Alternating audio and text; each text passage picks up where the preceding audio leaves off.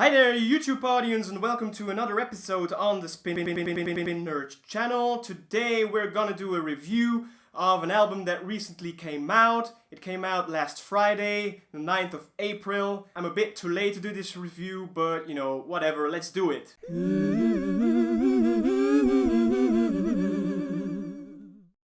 Today, guys, I'm going to review an album that I would normally never listen to. You know, I'm really not into this kind of albums, into this kind of artists. But especially for today, I did an effort to, you know, listen to this album all the way through. I am personally more of a classic album lover. But yeah, now I did it and I really want to share my experience with you guys. The album I want to review today is Taylor Swift's I'm sorry, what? Fearless, but in Taylor's version. Why is there a Taylor's version? Well, the album was actually put out in 2008 under the label Big Machine Records, the label Taylor was actually signed to back in the day. But due to some legal problems between Taylor and her label, she actually lost rights on all of the songs on the first 6 albums she put out. So she actually decided for herself to re-record these 6 albums to actually own the rights again to her own masters. And this is the first one in the list of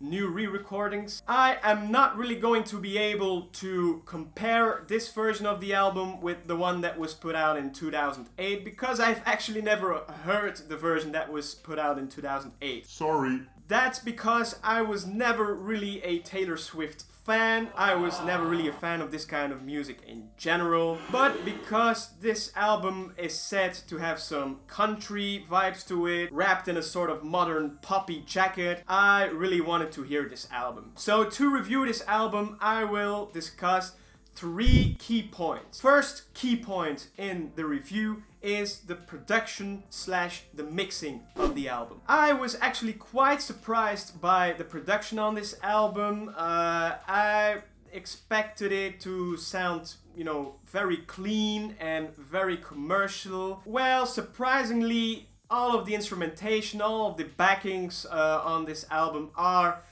produced very well. You know, it actually sounds very country-ish. You know, you really get the country vibes because there was an extended use of steel guitars, banjos, cellos, so you really get the country feel on a lot of the songs. The musicians did a great job on that as well. Oh yeah, and one more thing I want to discuss about the sound of the instrumentation. Sometimes there's like a tom, you know, the drum tom, that really pops into your ear, that has too much reverb on it, that sort of feels like an empty box or something. It doesn't sound right, you know, the reverb on that should have been a little bit, you know, supple. The actually one thing that really, you know, annoyed me in a way was the production on the vocals by Taylor herself. That really sounded like I expected it to sound, you know, it sounds very sort of 90s. The sound of her voice is really like Shania Twain or something on the radio back in 1998 when I was, you know, picked up at school by my mom and we drove all the way through back home. That was a sort of, you know, vocal sound I heard on the radio back in the day, and it's a sound I really never liked that much. For a record that should sound, you know, country-ish, I really expect a rougher voice, you know, some crackling or some warmth, something more raw actually. And the vocals actually take the country feel down for me. You can actually compare it a bit to a whiskey cola, you know, I think that's the best way to compare it. You have the very strong, powerful and also rough taste of the pure whiskey, and then you actually ruin it all by, you know, adding some coke, some sweet coke on top of that. Don't get me wrong, she's a very good singer, but she's a very good singer to sing some pop tunes. But I think on this record, you know, the difference is too big between the country feel and her poppy voice. So for the production / mixing of the album, I would give it a 6 to 10.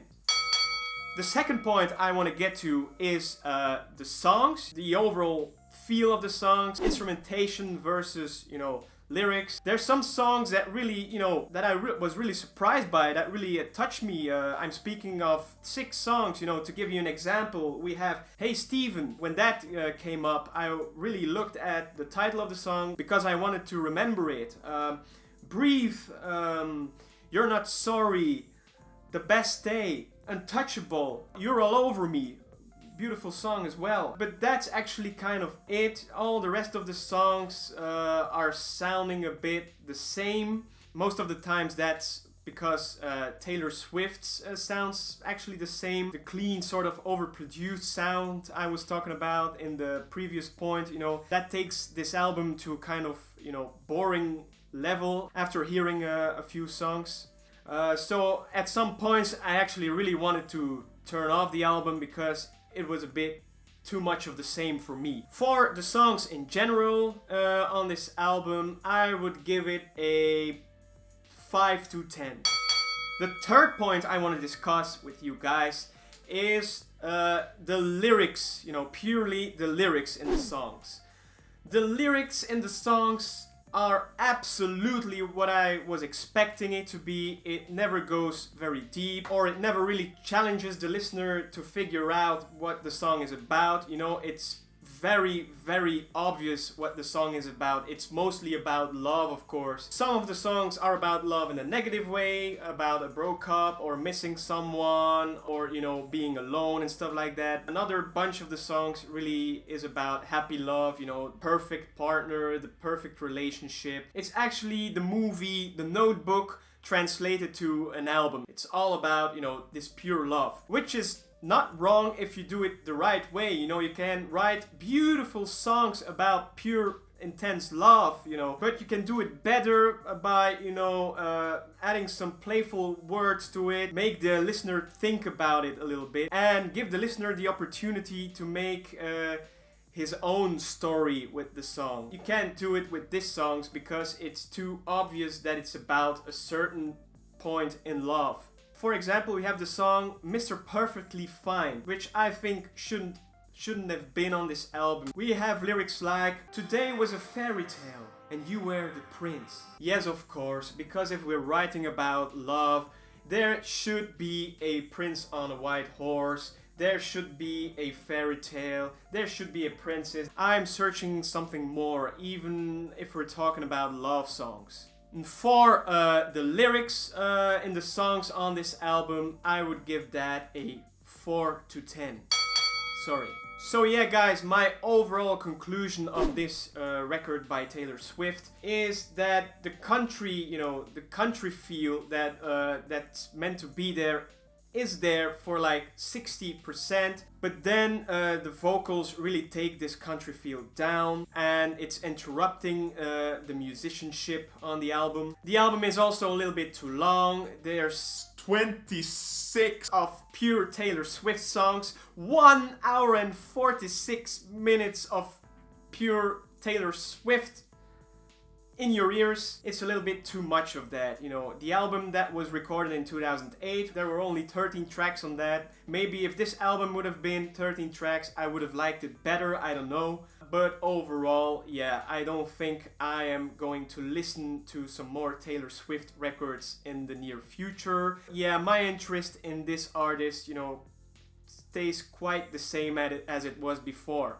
I enjoyed it, to a certain level. I enjoyed it, and it never really gets exciting somewhere for me. I think on a good album, there should be some songs that really grab you and that you can't put out of your head. That's absolutely not the case with this album for me. Sorry about that. So, yeah, guys, I hope I actually didn't hurt some of the Taylor Swift fans with this episode, and that you will keep watching my episodes weekly, and that you will keep subscribing my channel if you like what I'm talking about. I will be back next week in a duo session actually. I hope you watch that one as well. And I wish you guys a very, very lovely weekend again. Enjoy the sun, enjoy your company, and enjoy the music. Goodbye, guys.